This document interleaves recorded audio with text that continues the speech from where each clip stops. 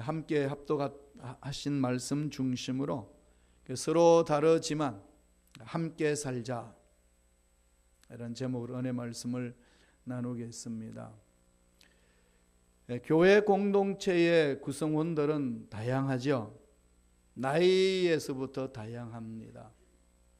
하나님의 은혜를 체험한 사람들이 모여있는, 자원하여서 모여있는, 자발적으로 모여있는, 물론 억지로 끌려온 사람들도 있습니다만, 그 모든 교회 공동체의 성도님들의 모습은 스스로 예수님의 사랑에 감격하여서 모인 겁니다. 그러다 보니까 다양해요. 생각도 다르고, 말하는 것도 다르고, 목소리 톤도 다르고, 얼마나 다양한지 모릅니다. 이런 다양한 공동체 속에서 여러분, 담임 목사가 목회를 한다, 여러분 한번 상상해 보셨나요? 어디에 맞춰야 되나? A라는 방향을 들면 B라는 곳이 맞지 않고, C라는 곳으로 찾아서 중간을 찾아서 가면은 A와 B가 서로 맞지 않고, 이런 공동체가 교회입니다. 사람들하고 대화를 나누면 나눌수록 느껴지는 것은 정말 다르구나, 정말로 다르구나, 이런 생각을 참으로 많이 합니다. 성도들 간에도 서로 다름을 많이 발견하시죠. 서로 다르지만 어떻게 하나요? 함께 신앙생활합니다. 함께 봉사합니다. 함께 찬양하고 교제하고 격려합니다. 성가대가 여러 사람이 모여 있는데 한 목소리로 노래 부르면은 유니존을 하게 되면은 좀 밋밋하지 않나요? 소프라노가 있고 엘토가 있고 테너가 있고 베이스가 있어 가지고 각자의 자기 목소리를 막 질러대는데 그게 화음이 돼요. 조화롭습니다. 물론 불협화음은 듣기 힘들지만은 이게 화음을 잘 이루어서 조화된 소리는 듣기가 어떠신가요? 아름답죠. 그게 참 아름답습니다. 하나님은 지금 우주 만물을 창조하셨는데 흑백으로 창조하셨나요?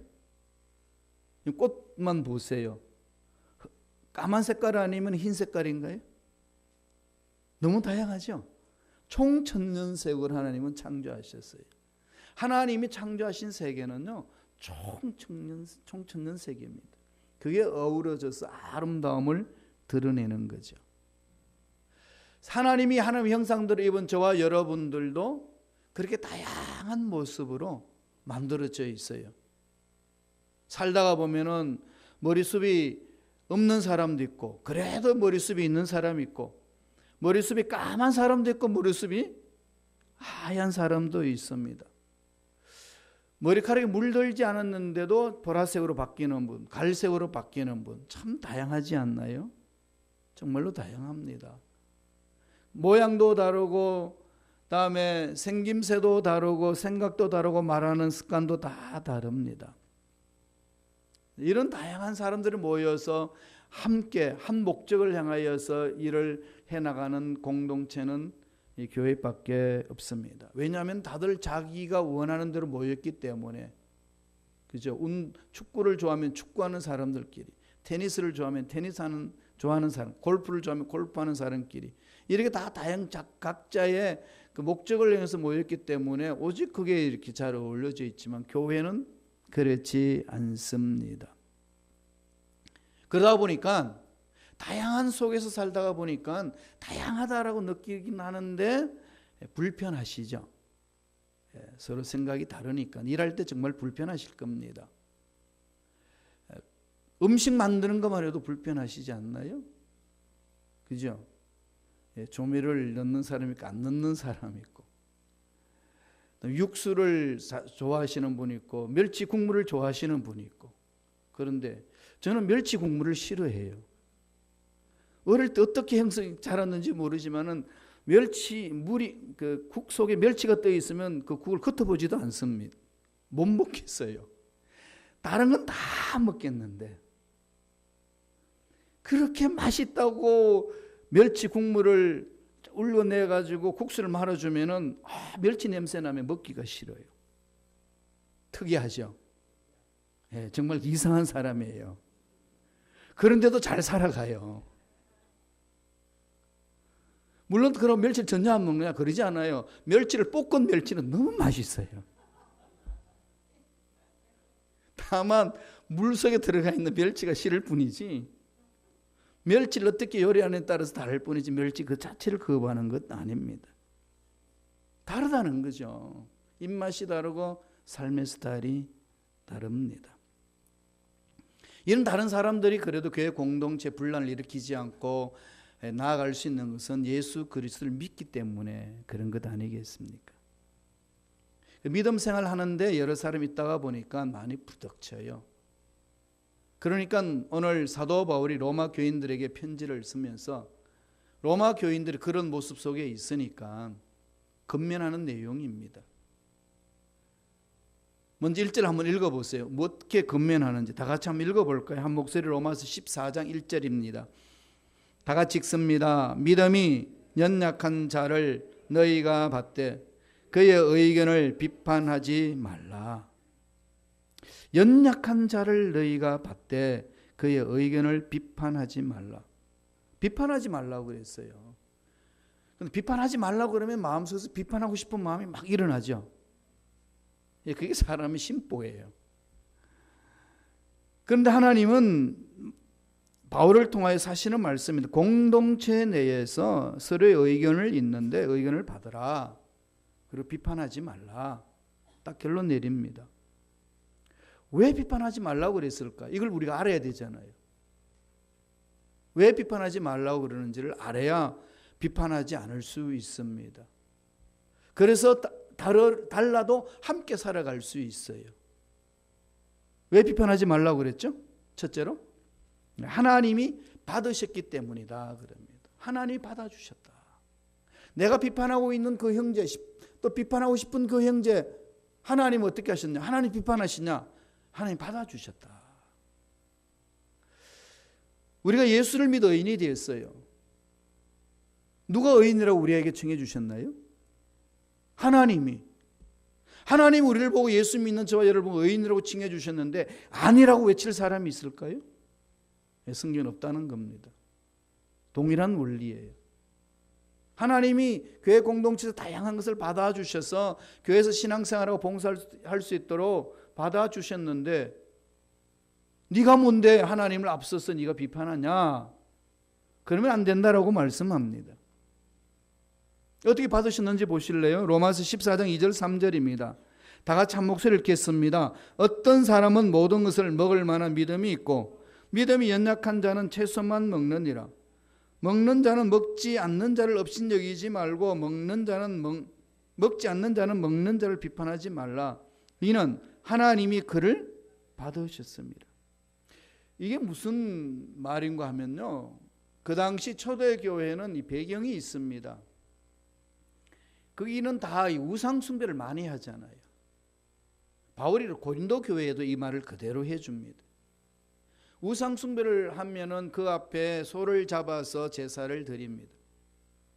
그럼 제사를 드리는데 제사 드리고 나면은 그 제사 드리는 사람이 아무리 잘 먹어도 다리 한만 떼가지고 먹으면 뭐 충분히 먹으니까 놔두면 상하니까 몸통과 새 다리 같은 다리 3개는 어떻게 하죠? 시장에 가서 내다 팝니다. 내다 팔면 그리스도인들이 시장에 가서 고기를 살 때 이 고기가 제사를 드린 고기냐 아니냐 의심을 하게 되는 거죠. 여기에 있으면 갈등이 생깁니다. 이걸 사서 먹어야 돼, 먹지 말아야 돼. 너무 힘들겠죠. 그 부분이에요. 어떤 사람은 그게 뭐냐? 음식이 무슨 귀신이냐? 하나님이 주신 것이 먹으면 되지. 잘 먹는데 그렇지 않은 어떤 사람은 저 믿음이 없으니까 졌다고 소리하는 거지. 구분해서 먹어야지. 이러면서 싸운다는 거죠. 절에 가서 절에 음식이 나오는데 등산하다 가면 절을 들리면 절에 가서 음식을 나오는데 산채 비빔밥 같은 것이 있어요. 이걸 먹어야 돼요? 먹지 말아야 돼요? 어떻게 하죠? 김 목사는 어떻게 할 것 같아요? 모르죠. 안 봤으니까. 저는 여름만 한국에 있을 때에 아내와 결혼해서 해녀마다 이렇게 여름에는 찾아가는 곳이 있습니다. 설악산을 전 산을 너무 좋아하기 때문에 소양강 춘천에 내려가서 소양댐에다가 통통배를 타고 양구까지 들어가서 그 당시만 해도 그렇게 했어요. 배낭 메고 텐트에서 자고 백담사로 올라가서 대청봉으로 넘어가는 그 길목이 참 험악하지만은 참 좋아요. 백담사 들어갑니다. 배고 고파요. 그러면 거기 참 맛있는 밥이 있어요. 산채 비빔밥 말씀드린 것처럼 먹으면 너무 맛있어요. 어떻게 할까요? 먹어봤으니까. 그죠? 예. 목사가 절에 가서 밥을 먹는다. 어떻게 하실래요? 예, 그러한 부분들이 실질적인 신앙생활에 일어납니다. 그러면은 이게 서로들 간에 아픔이 있죠. 담배를 피워도 되냐? 술을 먹어도 되냐? 이게 논쟁이 붙으면은 교회가 참 아픔이 생깁니다. 이 모든 것은 음식이에요. 그리고 문화입니다. 복음이 아니에요. 복음이 뭡니까? 예수 그리스도에서 구원받는 거잖아요. 아버지 말씀에 순종하는 거잖아요. 하나의 문화로 복음으로 둔갑해가지고 나오기 시작하게 되면은 심각한 문제가 일어납니다. 그러니까 로마 교회에 그런 문화가 있었어요. 음식에 대해서 먹는 사람이 있고 안 먹는 사람이 있고. 그러니까 교회에 와가지고 서로 싸우는 거죠. 믿음이 있는 사람은 먹어도 된다 그러고 믿음이 약한 사람은 지금 믿음이 오히려 잘못돼가지고 저렇다 그러고 이런 모든 부분들이 있습니다. 그러면서 바울이 딱 답을 주죠. 뭐라고 그러죠? 내 믿음대로 해라. 서로 비판하지 마라. 하나님 다 받아주셨다. 그냥 먹고 싶은 대로 먹어라. 술, 담배 어떻게 하죠? 여러분들은 먹고 싶은 대로 하세요. 저게 무슨 소리일까? 술, 담배 자체가 우리 신앙을 방해하지는 않습니다. 구원 문제와도 상관이 있는 거 아닙니다. 그것 가지고 목숨 걸어서 교회를 안 온다느니 교회에서 신앙생활을 못하겠다니 그러지 마세요. 그냥 두세요. 두면은요 하나님의 생명이 그 안에 들어가게 되면은 담배가 몸에 해롭다는 사실을 저절로 이렇게 하나님 은혜 안에서 체험을 합니다. 담배를 밀어낼 수 있는 힘이 나중에 생깁니다. 술도 마찬가지입니다. 술 먹고 취해버리면은 이성 잃어버려서 엉망으로 갑니다. 성령으로 기름 부심이 꺼내 속에 들어가면요 자연히 술하고는 이렇게 멀어지게 되어 있어요. 무엇보다도 우리에게 중요한 건 뭘까요? 아버지께서 나를 사랑하셨다는 것. 예수를 믿는 자는 다 구원받는다는 사실. 여기에 우리가 집중해야 되는데 비본질적인 것에 마음 뺏기다가 보니까 교회 들어오고 싶은 사람도 못 들어오게 하고 교회에서 아직까지 예습관에서 벗어나지 못하는 사람을 다 시험 들어가서 나가 떨어지게 하고 이러면 교회 공동체에서 무슨 일을 어떻게 할 수 있겠습니까? 복음의 힘은 강합니다. 술, 담배에 짓밟힐 만큼 연약한 것이 복음이 아닙니다. 세상의 어떤 문화가 우리를 괴롭혀도요 그리스도의 복음 안에서 살아있는 자는 그 문화를 바꿀 수가 있습니다. 이게 그리스도인이에요. 그래서 어떻게 하죠? 하나님 사랑 안에 서로 용납하는 거죠. 하나님이 다 받으셨다는 겁니다. 여기에 집중하셔야 됩니다. 이걸 또 다르게 해석하지 마세요. 목사님이 술 먹어도 괜찮다더라 마시자. 여러분 술 마시라고 말하는 것 아니라는 거 아시죠? 그런 걸 비판으로 달려들어서 하나님의 사랑을 체험하지 못하도록 어리석은 짓을 하지 말라는 겁니다. 이걸 바울이 로마 교인들에게서 말하고 있습니다. 시장에 파는 음식 묻지 말고 사서 먹어라. 오직 먹든지 마시든지 하나님의 영광을 위하여 하라. 이것이 바울이 내려준 결론입니다. 믿음이 연약한 자를 너희가 받되 그의 의견을 비판하지 마라. 그리고 그 믿음이 약한 자들이 넘어질 만한 그런 일들을 네가 만들지 마라. 뻔히 알아요. 저 친구가 내가 지금 담배 피우는 걸 알면은 시험 받을 건데 나는 담배 피우는데 자유로워. 그 앞에서 담배를 피운다. 그럼 시험 들죠. 그건 잘못이에요. 왜 그렇게 해요? 그런 것은 그 형제 앞에서 피해줘야 되잖아요. 이게 바로 하나님의 사랑을 체험하고 형제를 섬겨주는 겁니다. 형제가 올바로 설 수 있도록, 자매가 하나님 앞에 올바로 설 수 있도록 만들어주는 거죠. 하나님이 받으셨다. 그렇기 때문에 너희들이 비판할 근거는 없다. 이겁니다. 3절을 보세요. 로마서 14장 3절 다 같이 읽습니다. 먹는 자는 먹지 않는 자를 업신여기지 말고 먹지 않는 자는 먹는 자를 비판하지 말라. 이는 하나님이 그를 받으셨습니다. 제가 담배를 피울 수 있는 이 능력이 있을까요? 없을까요? 이 능력인가요? 아니, 피울 수 있을까요? 없을까요? 모르죠. 밤새 피우는지 어떻게 하셔요?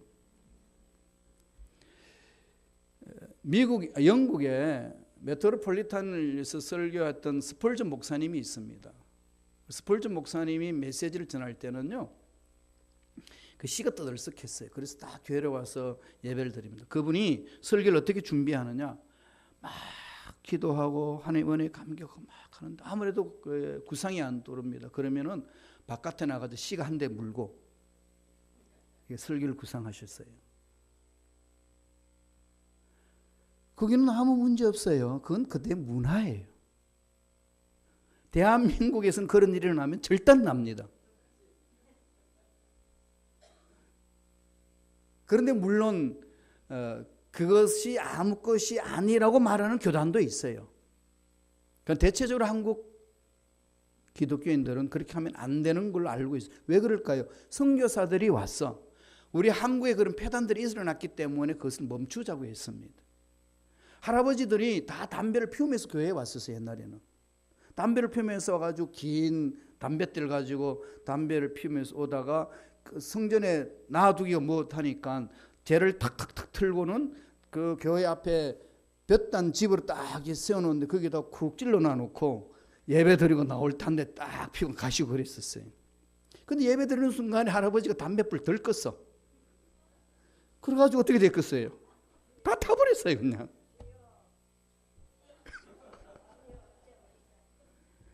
아니 선교사님이 이게 담배에게 좋지도 않은 건데 저렇게 할 필요 있냐. 우리 금연 운동하자. 그게 그때 이제 여러 민족 지도자들이 우리가 이런 걸 금연 운동을 할 때 같이 맞아떨어져서 기독교인은 담배 피우지 아니하는 문화로 형성이 됐어요. 술은 왜 그러냐? 한국 사람은 술을 먹는다고 그러잖아요.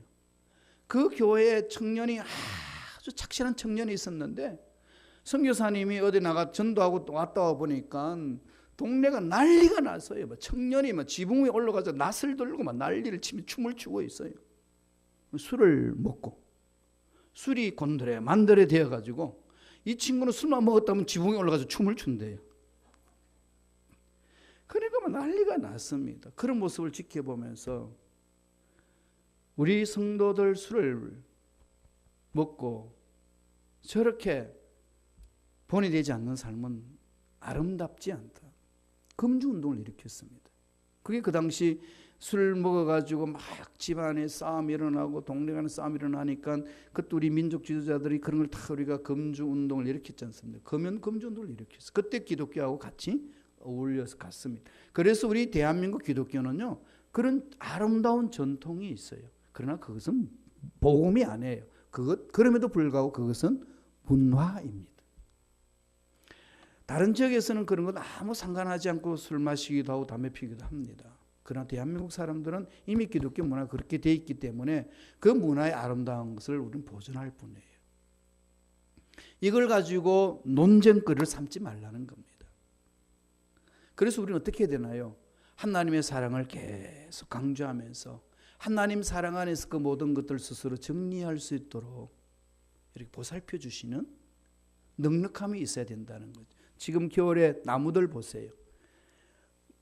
열매가 있다가 떨어지고 나니까 지저분하잖아요. 저 지저분한 나무를 어떻게 청소하나요? 여러분들 가지치기 하고 다 찌꺼기를 떼주나요? 떼줄 필요 없어. 두면 됩니다. 어떻게 하죠? 봄이 되면은 새순이 나가지고 밑에서 물이 올라와서 기운이 와서 잎이 터지기 시작하게 되면 찌꺼기들은 다 떨어져 나갑니다. 하나님의 생명이 우리 속에 임하면 내 속에 있는 찌꺼기는 그렇게 사라지는 거예요. 율법으로 하면 된다 안 된다라고 아무리 이야기해 보세요. 그걸 해서 되겠어요? 해결 안 됩니다. 어떤 집에 아들과 아버지가 있었는데 이 부자지간의 사이에 너무 갈등이 많았어요. 한 지붕 안에 살면서 얼굴도 안 봅니다. 말도 안 섞습니다. 근데 어느 날 밤에 아들이 잠이 오지 않아서 이 부엌에 태블릿 가서 뭐라도 한 잔 마시려고 갔더니 아버지가 앉아서 이렇게 커피를 연하게 끓여서 마시고 계십니다. 그래서 아들이 그 옆에 이렇게 연한 커피 한 잔 얻어 먹었어요. 그러면서 두 사람이 말문이 열렸습니다. 말문이 열렸는데 아버지가 그래, 야, 어릴 때 네가 참 착했는데 운동도 잘하고 말도 잘 들었는데. 그랬더니 아들이 그런데 아버지는 참 좋으신 분이었는데 제가 어렸을 때 함께 집 근처 호숫가에 가서 보트 놀이도 하고 참 재밌었는데 그때 보트가요 초록색 보트 타고 놀았던 게 생각나요. 그랬더니 아버지가 말합니다. 아니야, 그때는 보트는 하늘색이었어. 초록색이 아니야. 그랬더니 두 부자가 다시 싸움이 붙었어요. 초록색이냐 하늘색이냐. 그래서 서로 우기다가 그냥 결론 내리지 못하고 각자 방으로 헤어졌다고 합니다. 우리가 살다 보면 때로 아무 일도 안 했는데 이런 일로 인하여서 마음을 상하게 합니다. 아까도 말씀드렸지만 하나님 총천년설을 만들으셨다는 것, 다 다양하다는 것, 그리고 하나님 그 한 사람 한 사람 다 받으셨다는 것. 받으셔요. 옷 입는 스타일도 다 각자의 특징이 있습니다. 다만 내가 정성껏 깨끗하게 주일날 올 때는 옷을 입는 거예요. 그는 각자의 스타일이 있습니다. 그 스타일을 가지고 이 스타일이 옳으니 저 스타일이 옳으니 뒤집어서는 안 됩니다. 받으셨다는 것. 두 번째, 왜 비판하지 말라고 그러죠?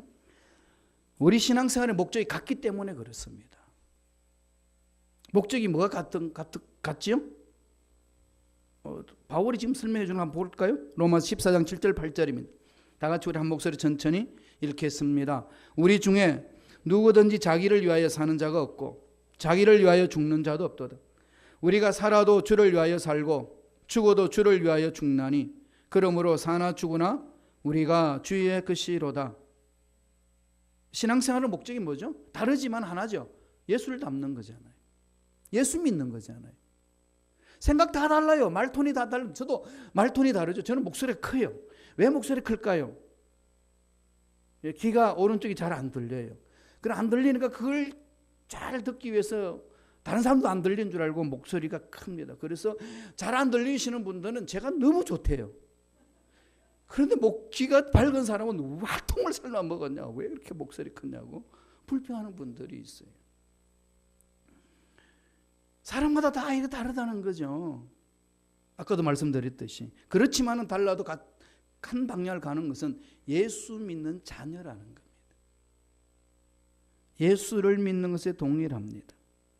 누구든지 자기를 위하여 사는 자가 없고 자기를 위해 죽는 자도 없나니 나를 만드신 그분을 위해서 사는 것이다.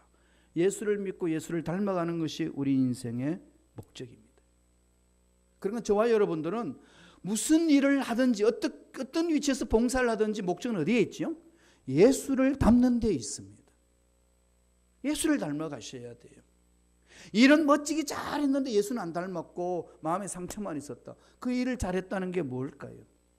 큰 일을 이루어놨는데 예수를 닮은 모습이 없이 마음에 상처만 있었다. 안 됩니다. 하나님의 일은 크든지 작든지 그 일을 하고 나면은 내가 이만큼 힘들고 어려웠지만은 아픔도 있었지만 예수를 닮았다. 이 고백을 할 수 있어야 됩니다. 여기 집중하셔야 돼요. 그게 다르지만 함께 살아갈 수 있는 방법입니다. 우리 8절 한번 읽어볼까요? 로마서 14장 8절 다 같이 한 목소리 읽습니다. 우리가 살아도 주를 위하여 살고 죽어도 주를 위하여 죽나니 그러므로 사나 죽으나 우리가 주의 것이로다.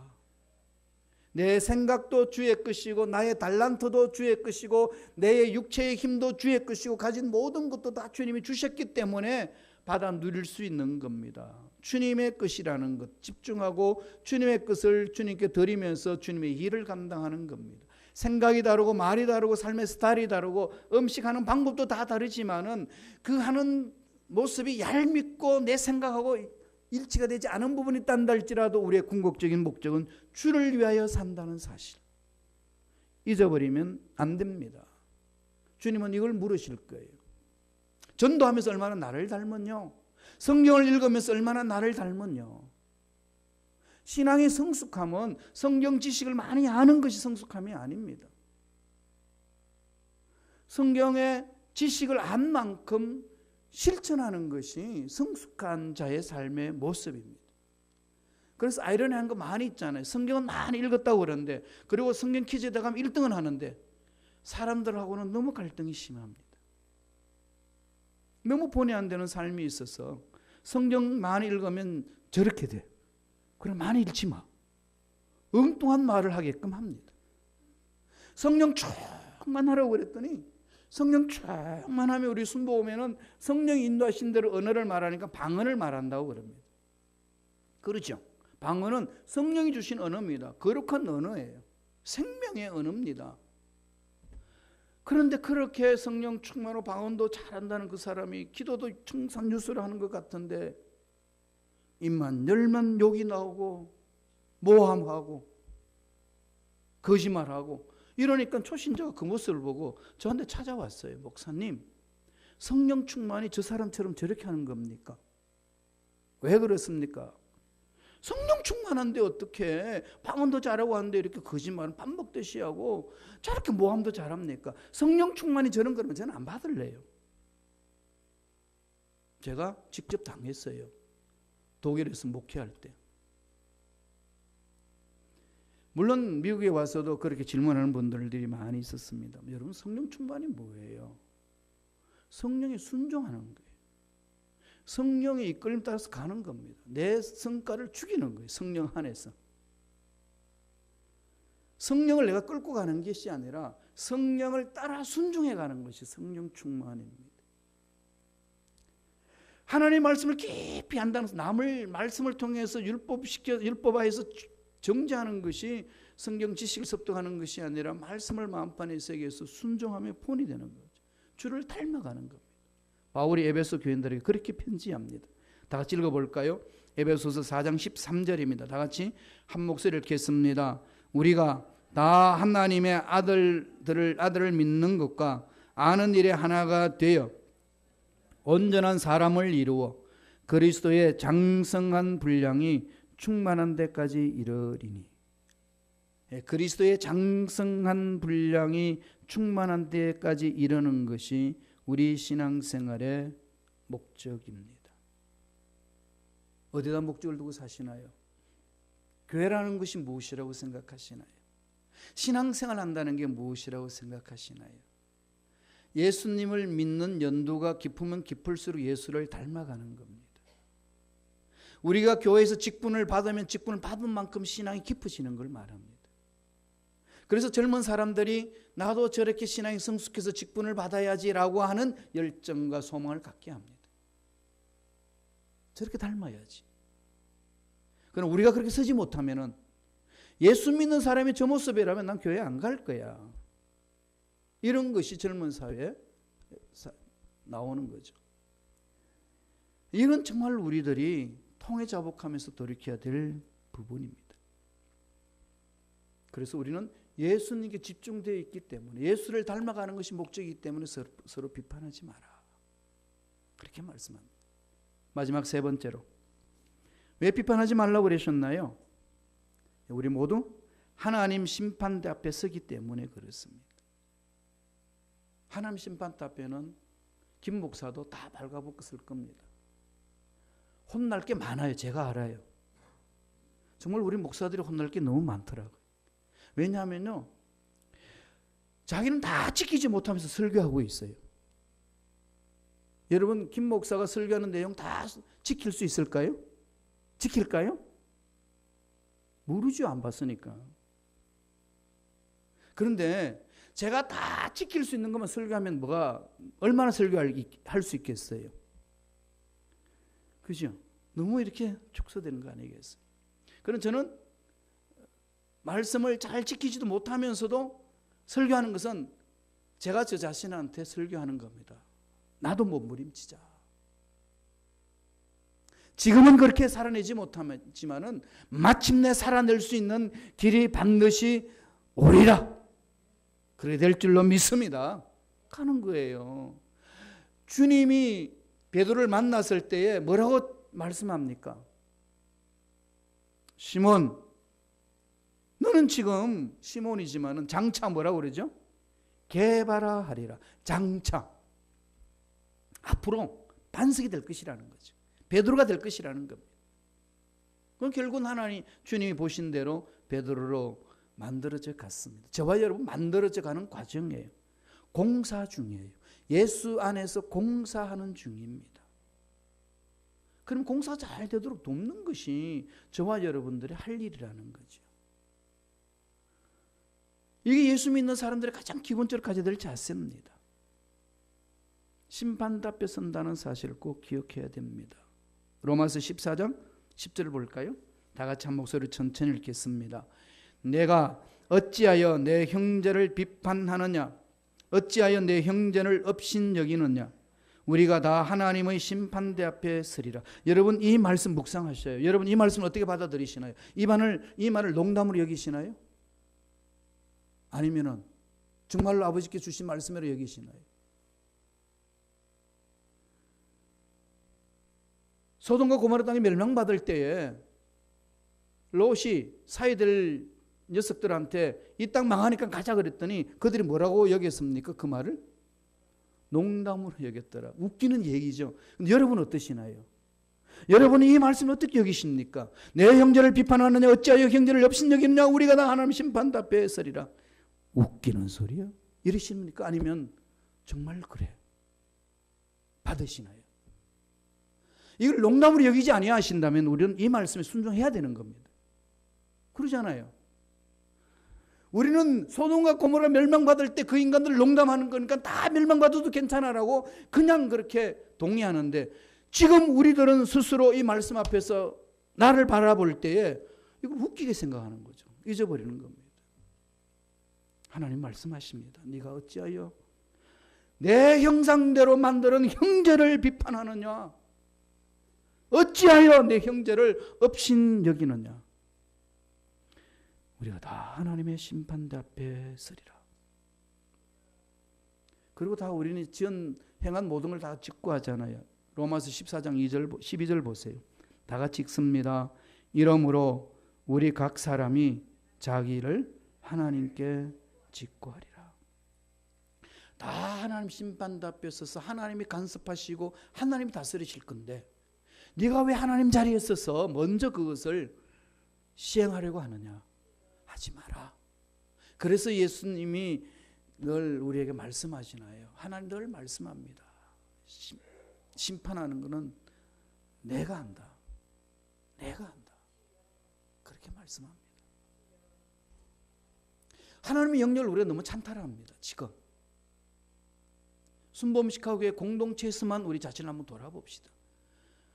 나는 하나님 자리에 서서 내가 하나님이 된 것처럼 착각하고 말하고 있지는 않은지 돌아봐야 합니다. 다 달라요. 다양합니다. 다양하는데 우리들이 해야 될 일은 예수 안에서 함께 사는 거예요. 그렇게 우리는 교회 공동체를 만들어 갑니다. 처음 순범시카고에 왔을 때도 그 마음이었고 지금도 그 마음이었고 제가 순범시카고 교회의 모든 사역을 마무리 짓고 떠날 때도 그 마음일 거예요. 어딜 가나 이 마음입니다. 왜? 하나님이 그렇게 하라고 하셨기 때문에. 다양하지만 함께 사는, 그리고 얼마 남은 인생, 주님 언제 오실는지 모르는 이때에 정말로 기쁘고 즐겁게 함께 살아가는 저와 여러분 되시길 간절히 축원합니다. 기도하겠습니다.